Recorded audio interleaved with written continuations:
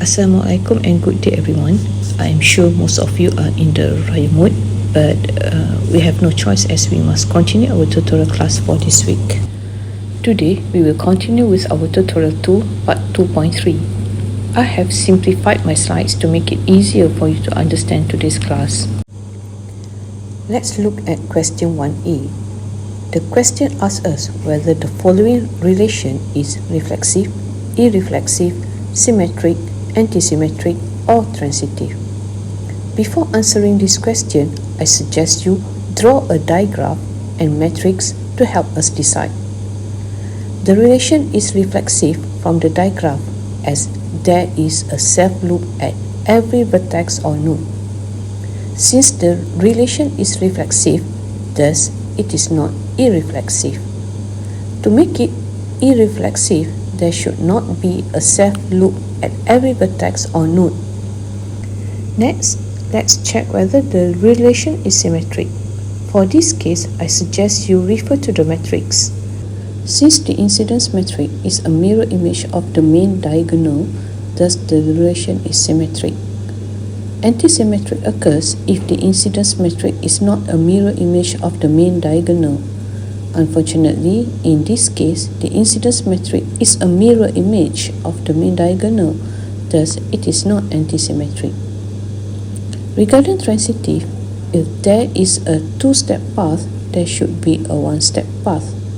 The diagram shows a path from node 1 to node 2 and a self-loop of node 2. Thus, we have a path from node 1 to node 2. This path is considered as transitive.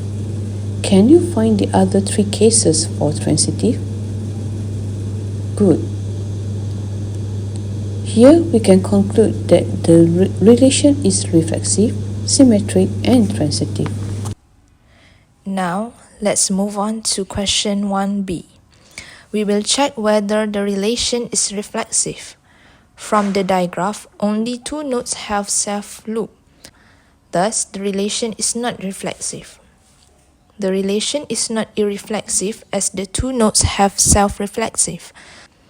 We will refer to the matrix to check whether the relation is symmetric.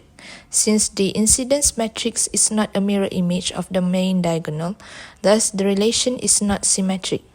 As for the antisymmetric, we will refer to the diagram. We have a two-way path from nodes 1 to 3 and 3 to 1. Thus, the relation is not antisymmetric. Now, let's check whether the relation is transitive.